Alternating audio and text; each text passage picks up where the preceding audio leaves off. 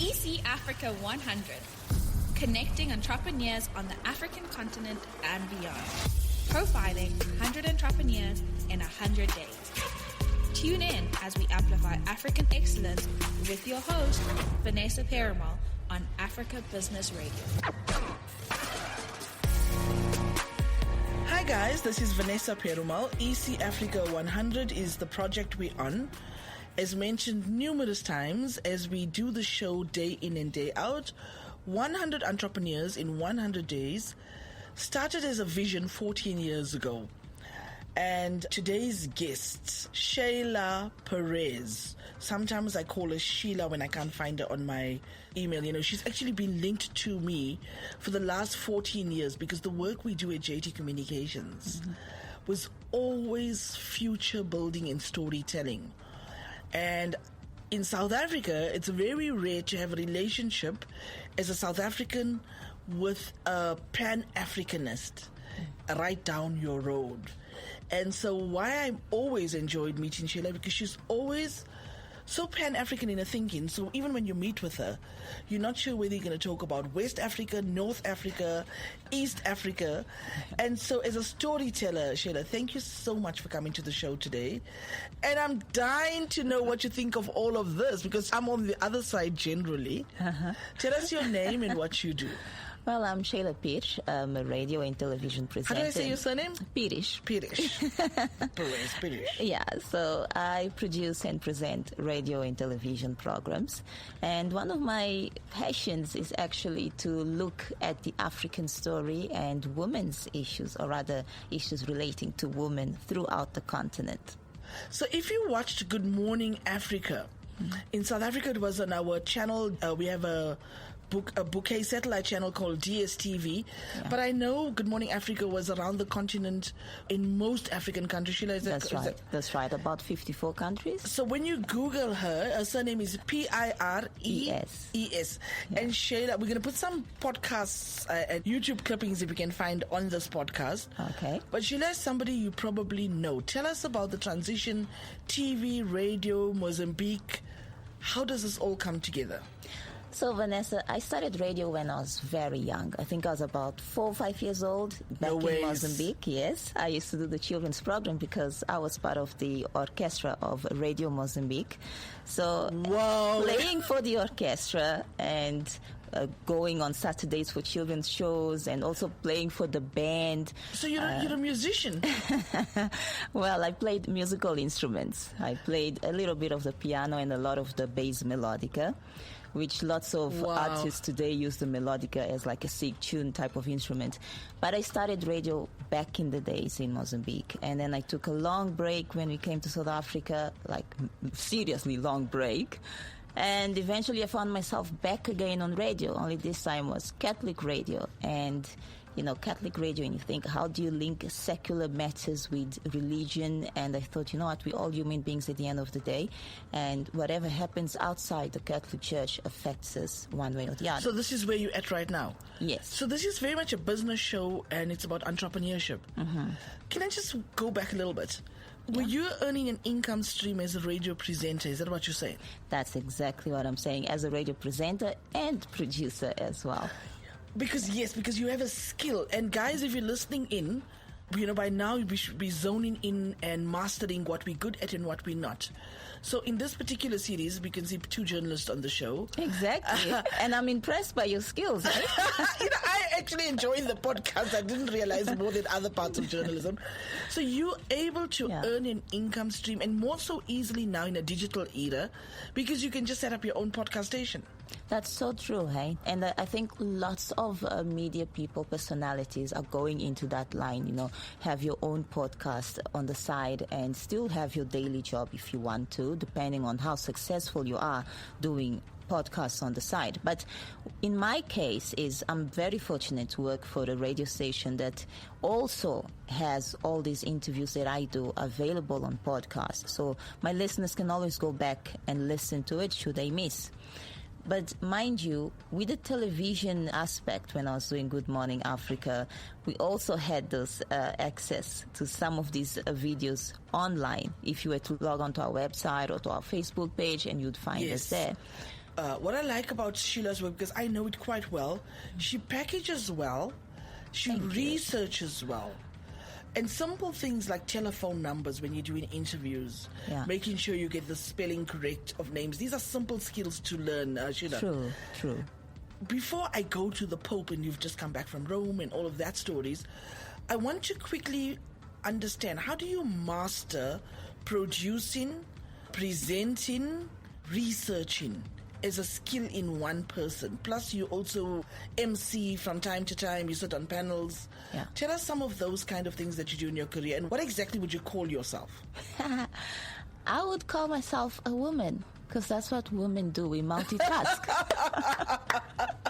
We multitask. It's as simple as that. We are mothers, we are sisters, we are wives, we are friends, we everything. And we still work. And as a woman, I love perfection. I like, and it's a bit sad to like perfection, because then you work extremely hard to make sure that everything comes out to the point.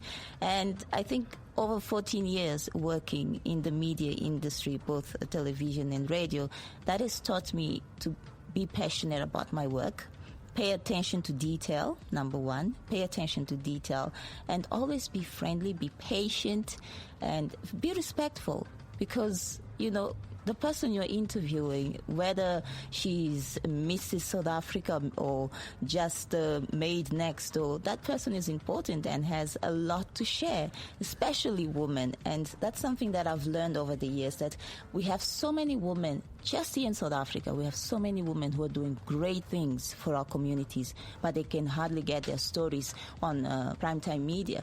You can't get their stories there because you have to go through somebody like you know, PR and all of it, and they can't afford such things. That's why digital disruption is so important. Exactly. You need to create such spaces so that women who can't really afford to pay all these extras, they can always share their stories. I'm hoping to convince Sheila that we do some podcast masterclasses on just how to break into the radio, TV, broadcasting space. Maybe we should consider doing that, Sheila. But I want to know quickly from you, how many languages do you speak? Well, I speak fluently English and Portuguese. I understand French. So Mozambique, if you're listening in today, I'm sure you're so excited. I understand Italian and Spanish. Speak a little bit of all three of those, French, Italian, Spanish. I can find my way out. So important to this multilinguist, the reason Sheila is on the show in an entrepreneur platform and such a vital pioneering cohort one is because she does a number of things. One, she's a champion of the movement. She's an ally of the movement, a Pan-African visionary, and Sheila has listened to my story for the last 14 years. That's right. Listening to the story and seeing it play out today, tell me about it. What are your thoughts? Vanessa, what's the one word that can describe you? I don't want to say jack of all trades, but what I can say is you've done quite well for yourself, and I'm very impressed. Today, seeing you sitting here and conducting an interview. That's what I'm trying to get out. It's the consistency of a message. Exactly. So clarity you of have where you been want to go. starting this way long ago. I mean, how many interviews did we do about Africa? And Pan-African, telling the story, changing the narrative. A lot. I just didn't know it was going to be on entrepreneurship. Yeah. Tell me about entrepreneurship and how you found yourself in Rome. Well, again, it was my passion and my dedication towards women's issues and telling the story of unknown women. And again... Is this for the current show that you're on? Exactly. Sheila hosts a show? Yeah, I have a show called Catholic View, and every Thursday I feature women. But every other day, it's all about the African continent. We tell African stories. And we try to do this through the eyes of the church. So on Thursdays, I dedicate it specially for women from all over the world, whether you're Catholic or not Catholic, doesn't matter, but especially African women. That's my main purpose. And so because of my passion towards, expanding their talents, their abilities, their passions, Catholic Women's Network came to know about it because I did a couple of interviews with them talking about the various issues. Is this a global network now? It's a global network of women from the ages of 14 to 80 years old. You're joking. So you had intergenerational dialogues. Exactly, and all races, all walks of life. You have theologians, we have non-theologians. And what are the dialogues and discussions? The dialogues is mainly about creating spaces where women are recognized and listened to. You know, we look at, for example, women within the church. We feel that not enough spaces are being given to women within the church. In South Africa, I can't say the same. So in South Africa, women play a vital role within the Catholic Church. They do a lot for the Catholic Church. Would you say it's not the same net? It's not the same elsewhere. Like the rest of Africa, we're still a bit lagging behind. So in a Pan-African community and ecosystem, there's lessons we can learn from each other. Exactly. And this is what Catholic Women Speak Network is about. You know, you have women from all over the world coming together, talking about different issues and how these things we can learn from each other and take it back to our homes. So it was about sharing, sisterhood, let's put it that way. So we'll learn more about it. You probably can put some podcast about your interaction, and which we'll be listening to. Sheila, I want to understand from you, because you always sit in a seat that has a more global view. In terms of entrepreneurship, from the shows you do, because we are going to be winding down, what are the top lessons or the top mistakes you feel entrepreneurs are making? That's a good one. I think entrepreneurs are always looking for the well-known, and they forget those that haven't really made their mark because they have all the necessary PR people surrounding them. There's a lot of talent out there. Right. There are lots of people that are ready to share their talents and grow their businesses, but because they're not given that opportunity, that window frame to just showcase their talent, that's where entrepreneurs are missing out. Entrepreneurs run for the big names, for the things that everybody is doing. If people are into the taxi industry, then they're there, they're supporting that. But then what about that widow who has just lost a husband in the taxi industry, and so she's starting her own taxi business? What about her? Give her that opportunity and see how far she can take you. So I think that's where they miss the point in a way. So you're saying that we don't collaborate with each other and we don't build bridges for each other? Exactly. That's a failure of the sector. That's a failure. There's a lot of building that we need to do, a lot of networking that we need to do, and create spaces for the unknown face, unknown name to actually become somebody, because we have a lot of talent that people are not recognizing. And we're not tapping into opportunities. Exactly. From a global perspective, what are we doing correctly in a Pan-African context as entrepreneurs that the rest of the world can learn from? I think in Africa, what I see is the growing number of women in the different sectors. Right. Business, media, you name it. You have a number of women that are growing in those sectors. As much as that, a lot still needs to be done, but I see that that's happening quite a lot in Africa. There's this sense of empowering women and empowering women of color, which is something that the rest of the world is now trying to follow suit, empowering women of color.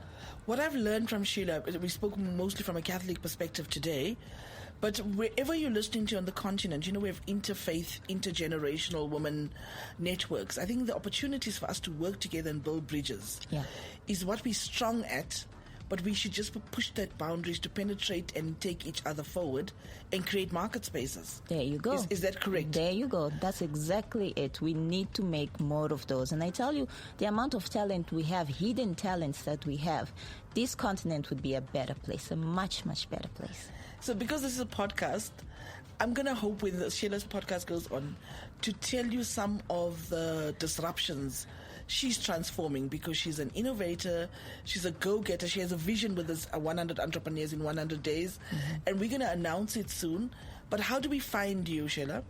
Well, I'm all over, not really all over, but I'm on Facebook, Sheila Pires. There's a logo there of Good Morning Africa at the back, but it's Sheila Pires on Facebook. That's mainly where I am. Twitter, it's at SL Pires, and that's about it. The kids are still trying to convince me to join Instagram, but I'm thinking, too many pictures. So fans will find you on Facebook. Yeah. Are you going to do some...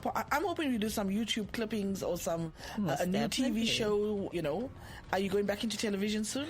Well, let's just say that There's something happening. Let me not give too much details, but there's something. Watch this space. I think if you have a business network around the continent, tap in, find Sheila, give her an interview.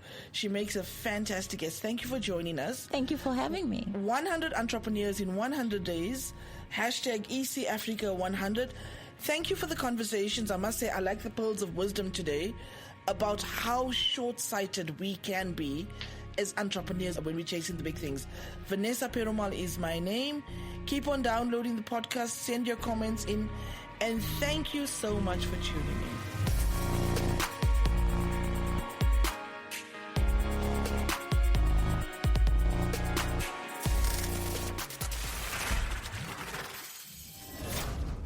You've been listening to EC Africa 100 on Africa Business Radio.